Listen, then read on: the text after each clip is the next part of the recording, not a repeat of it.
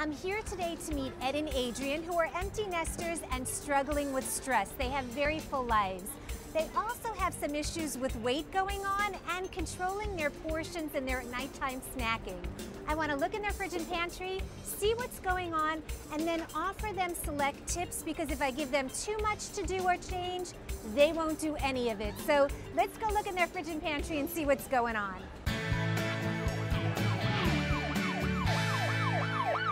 So Adrienne, Ed, thank you so much for letting me come into your house. So to start off, it helps me to know a little bit about your health history. So Ed, tell me a little bit about any conditions you might have or goals you'd really like to attain. I need to lose some weight. Okay, so that's the obvious. Not a secret, that's the obvious. Secret. And I'd love any kind of guidance we can get that will help achieve that. And Adrienne, share any of the issues that Ed has or some of your own issues. You know, we have that problem of eating, which is out of control sometimes. The problem is we have to eat, and if eating kind of defies us a little bit, it's something that has to happen in our lives, unlike smoking or some other less than optimal issues. We can't just go cold turkey. Right. I see a twinkle in your eye when Adrienne talks about the eating. What's your nighttime eating pattern like? Bad. Very candidly. Okay. Yeah. For me, that's one of the biggest issues that I have. As I like to say, if I went to bed earlier, I'd probably say 500 calories a day. I have a tendency to, generally in the evening, to relax by either watching TV or reading, or sometimes even both. But while I'm doing that, it's not difficult to have a snack or two. And or 3 or 4? Or 3 or 4. Okay. And even though I try and keep them to known caloric content, you know, 100 calories or less or something, it's usually several of them before I go to sleep. Okay, so stressful eating, nighttime eating, boredom eating. And of course the wrong foods very often. We will talk about all those things, but I must confess, the window to people's diets is really getting into the fridge and pantry. So with your permission, I'd like to look in the fridge. Take a look. Take a look. I don't think so. Oh. Wow, variety. I love variety. And I do love the fact that there's food in the fridge. Very often I find that people don't have food in their fridge, and that's a signal to me, a lot of restaurant eating, a lot of fast food and takeout, which in your case would notoriously have fat and sodium and a lot of sugar. So I'm glad to see there's food in here.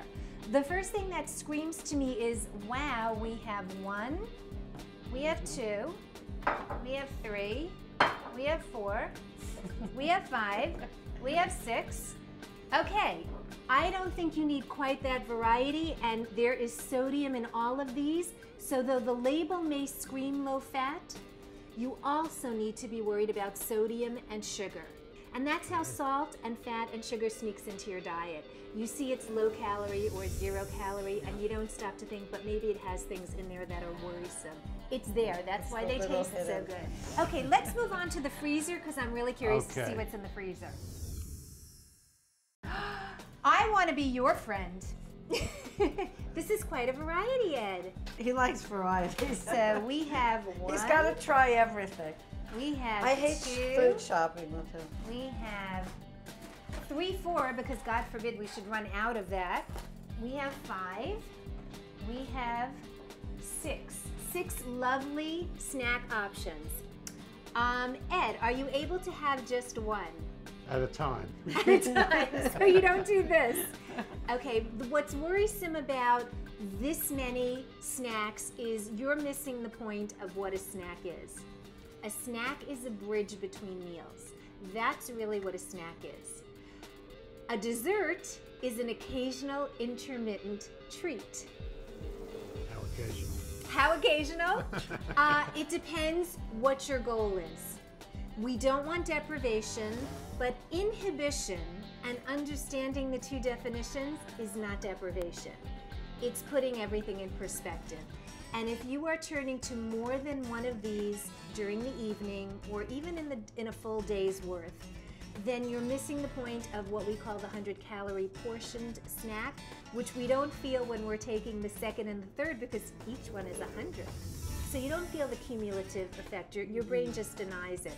if you shop with a list, that you recognize what my weaknesses are, and I need to shop towards my strengths, that means that there should be other foods in here than a bunch of choices like this.